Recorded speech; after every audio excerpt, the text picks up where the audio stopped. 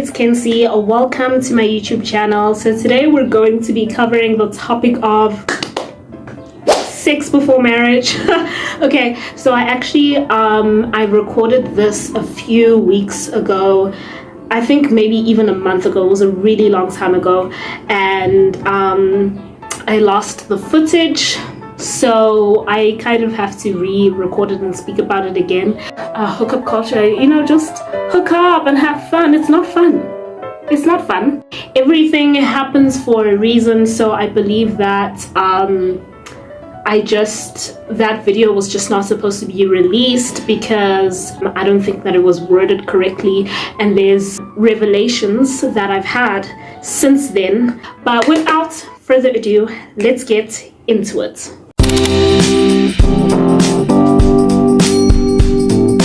So it's Friday. Let's open up a bottle of Chardonnay. This is Tall Horse. It's the cheapest Chardonnay there is. Thank you very much.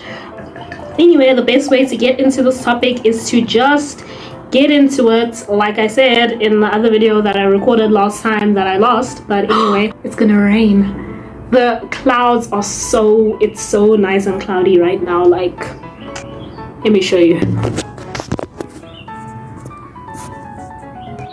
Look at that. Oh! It's about to storm.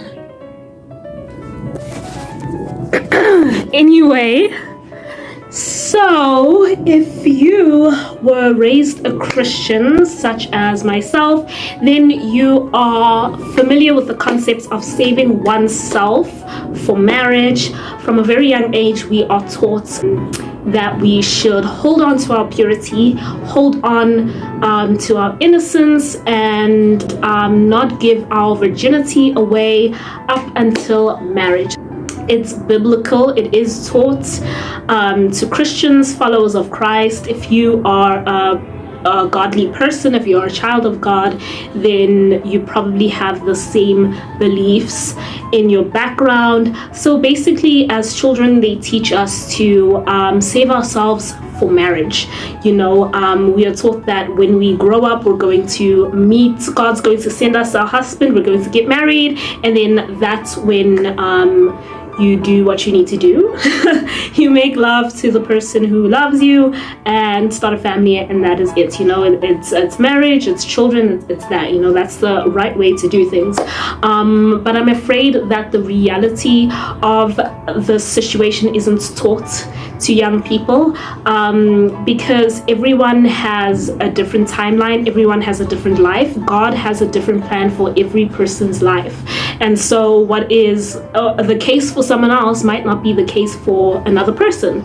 So some people are supposed to get married very young. Some people are not supposed to get married until they're 35. And I believe that some people are not even supposed to get married at all. And so this reality isn't really taught to people. And, you know, like, these are things that they don't tell you. These are things that they don't teach you. They don't teach you the reality of the fact that when you become an adult, you might have to wait a very long time before you meet someone.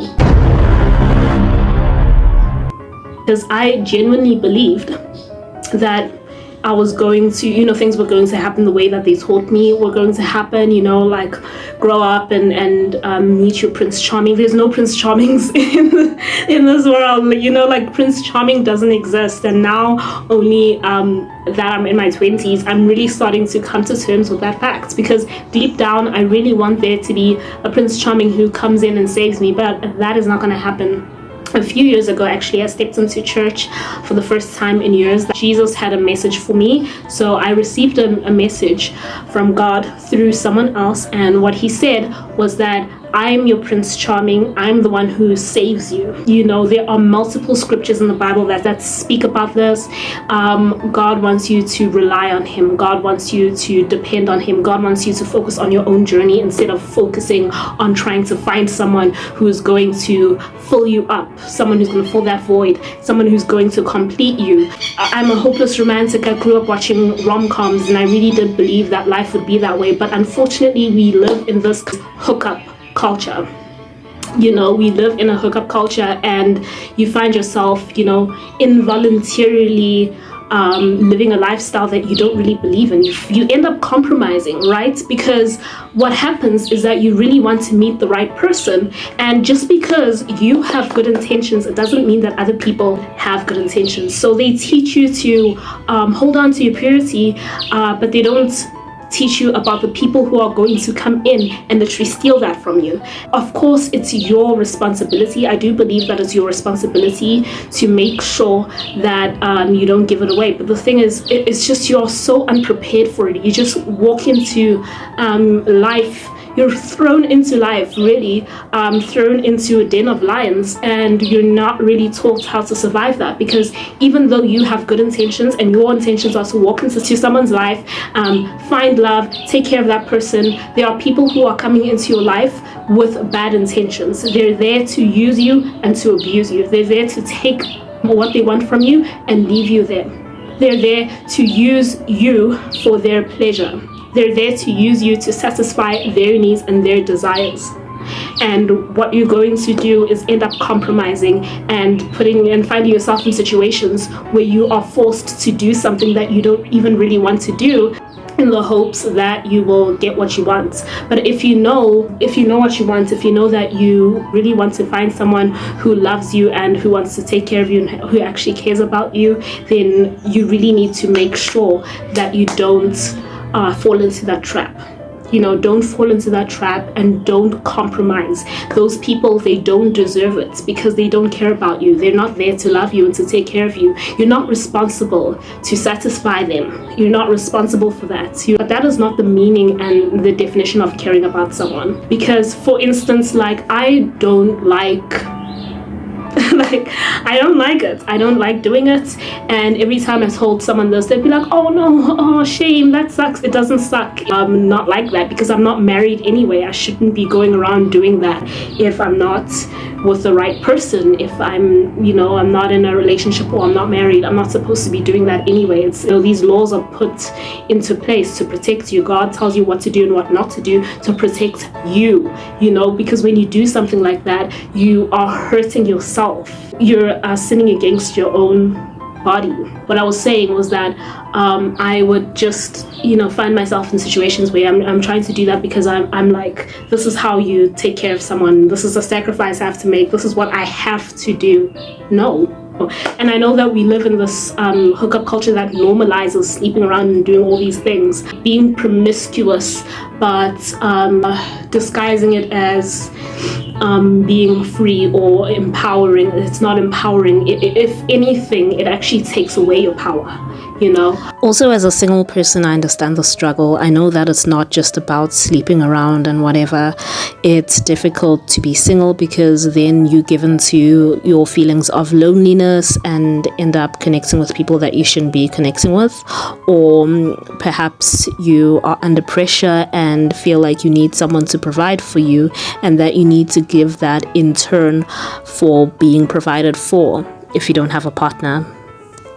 Yeah, people are going to say, because we live in this hookup culture, people are going to say, hook up and have fun. But it really isn't fun. It's not fun. Like going around and connecting with these different people, having soul ties, creating soul ties with multiple people is not fun, because you're the one who's alone, and you're the one who's going to go to bed alone, and you're going to cry yourself to sleep, and you're going to be tormented by memories that you've made with people, that multiple people that you've been with that didn't care about you. They were just there to use you, and now you're the one struggling with all of those emotions and connections with different people. It's just not supposed to be that way.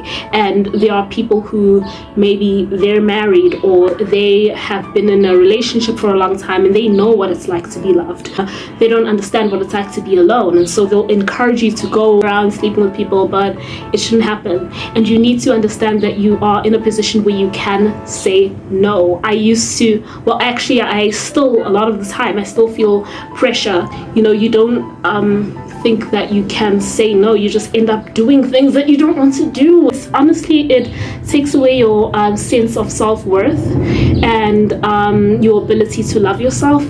You're gonna start feeling like you're not worthy of being loved. You're gonna feel like, I'm not worthy of being loved because people use you and throw you away like you're trash, but you're not trash. Your responsibility is to make sure that they don't have access to you. It's not worth it. You should just wait for the right person, because there's an airplane. My legs are numb. Oh, I'm so distracted by this beautiful weather. Have a look.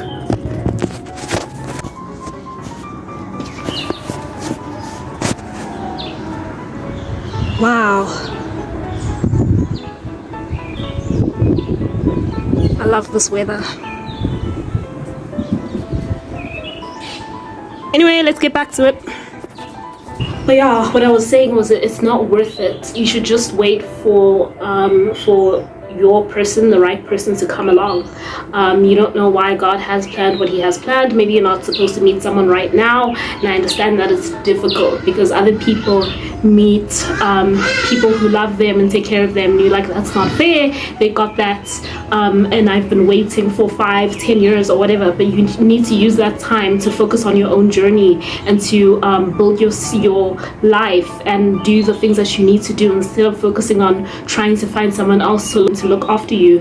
But people are not going to do that. But yeah, I just think that hookup culture is such trash, and that you just get pulled into it even though you don't want to live that way. You just get sucked into it, and once you start, you can't stop. It's hell, because you're going to be trapped and stuck in this it's like you get sucked in and you get sucked in, and then you don't know how to get out of there now, because you're just stuck in this cycle, the vicious cycle. You don't know how to get out of it, so it's better if you don't start at all, and just understand the fact that you are worthy of love and that you're lovable, so that you can love yourself and take care of yourself,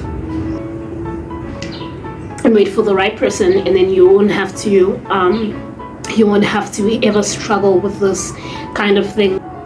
It destroys you mentally. It just destroys you, and you find yourself like so damaged, honestly, so damaged emotionally, and you don't know how to get out of it. So rather just not start.